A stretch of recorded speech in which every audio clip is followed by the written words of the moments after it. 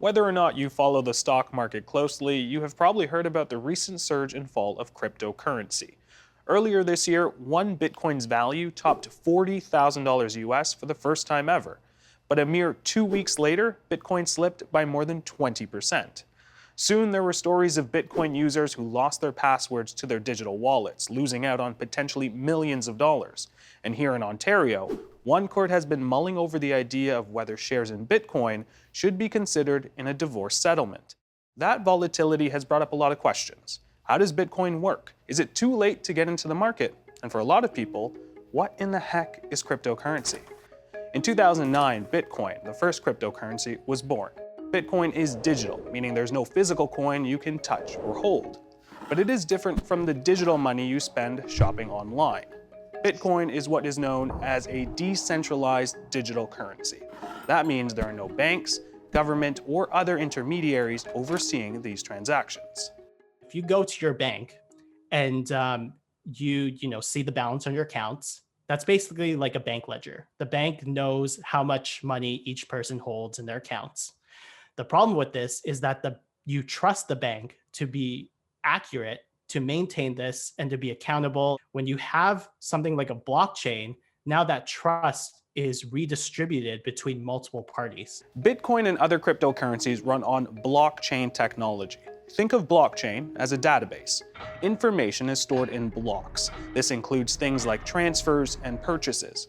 Once a block is full, it is linked to the previous block, creating a chain. All the blocks are connected chronologically, creating a chain that started in 2009 and continues to this day.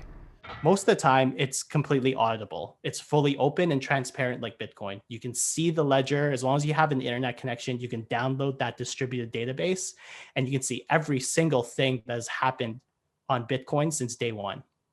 So why does Bitcoin have value? The simple answer is people give it that value. They trust it. Currency can take many forms, but the properties of what is known as sound money are universal.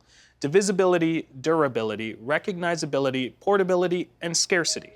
When we talk about the divisibility of fiat currency like Canadian dollars, we know that $1 can be broken into 100 cents.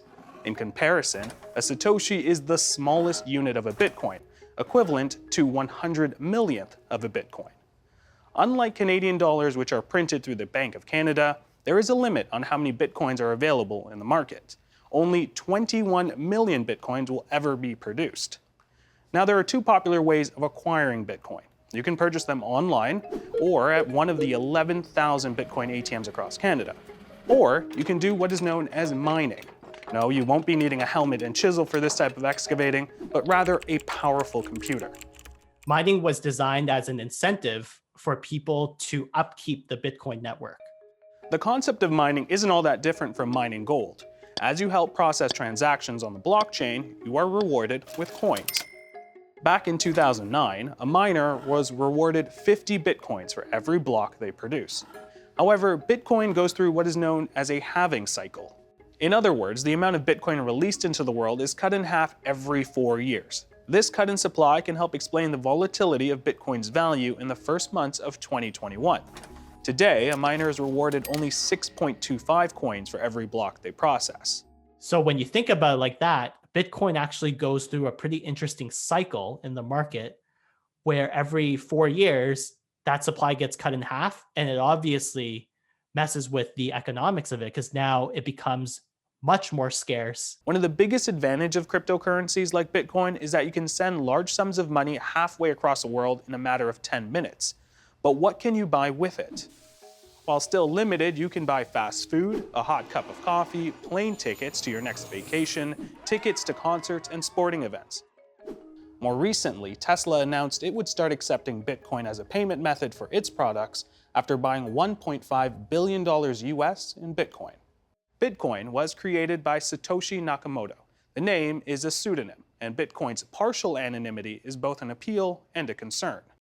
All kinds of information is captured on there, the date and time that the transaction occurred, whose address it was sent by, and to whose the address it was received. But there's only one piece of important information that's not held within there, and that who is the holder of the account. As cryptocurrencies have become more popular, so have the scams related to them. What they're asking for is for Bitcoin in lieu. And so one of the most popular ones that we're seeing here in Canada is the CRA scam, where a fraudster will contact somebody, usually via the telephone, and they'll basically scare them into sending payment to them unless or else suffer, time in jail. According to Chainalysis, criminal activity accounted for only 2.1% of all cryptocurrency transactions. However, that figure accounts for a whopping $21 billion US in transfers. While Bitcoin is the most popular of cryptocurrencies, there are over 8,000 different cryptocurrencies out there today. Just make sure that you do your research and that you develop an understanding of what cryptocurrency is, the methods of acquiring it, and who those players are. And make sure that you're dealing with somebody who's reputable. Although Bitcoin was originally conceived as something that would become a convenient currency, its role has evolved. It is sort of changed over time to become more of a store of value and hedging against stuff like inflation. This technology is not going anywhere. We expect it to be around forever. I mean, it's actually kind of exciting to be a part of it and see it grow over time. It just becomes a good form of digital gold at the end of the day, more so than it is actually a day-to-day transaction currency.